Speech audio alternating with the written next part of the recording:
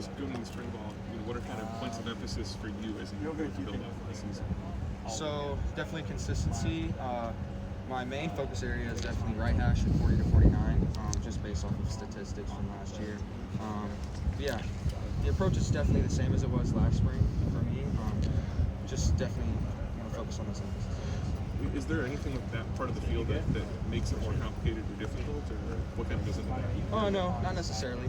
I think kind of just how the cookie crumbled, in the season. And, obviously, we've taken a look at it, watched a bunch of film, reviewed a bunch of notes on it and everything. And yeah, like I said, the approach is the same. We've seen you out here punting a little bit so far. Just what's your familiarity with that, and how's that been going? So I punted a little bit in high school. I played goalkeeper in soccer, and I kind of have like a natural knack for it as well. And I enjoy it. It's fun. It's something new. But yeah, kind of look at Connor to improve with that. So. Like, how's this off season different from last year? I mean, going into 2024, it was about following Harrison Meeks and stuff like that. So how's it different this time around? I don't think it's any different. I would say that not having someone older than you is a little bit different. But I want to step into that leadership role, and like we have a couple of young guys that I want to take kind of under my wing and show them the right way to do things, and I think that's important for me. Like you said after the bowl game, that you black out when you go out and try kicks. So on a similar note, how do you think your mental process has maybe changed or improved since this time last year? Definitely just I've grown up. I've dealt with those situations in game. Just having that year under my belt is obviously important. But I will say that my mental game is just something that I focus on every day. Like, I go through a lot of mental reps, and I think that is very important for me to do so.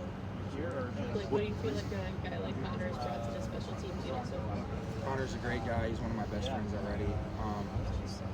He's very focused, one of the hardest workers that I know already. He's definitely proving himself, and he has the same kind of approach that I do, is that you kind of have to put your head down and just try to improve every day.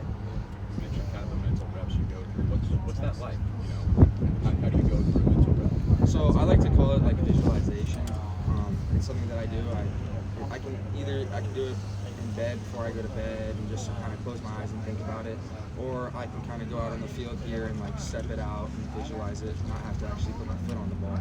But I go through a detailed approach of like my whole checklist of taking my steps, eyes down, looking up, seeing where I'm going to kick it, and actually going through the kick in my head.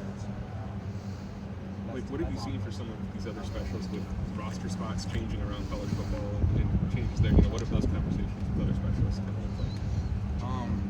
Obviously, we have like 4 specialists right now, 4 or 5, and it's definitely a change. But I think that having less guys in the room just means that we got to be more focused. And, like, in our meetings and everything, it feels like there's no one in there when we're meeting, but I think everyone's just so locked in on what they want to do. So the culture's very good, the specialists are good. Any other questions for Blake? Great. Thanks, Appreciate Blake.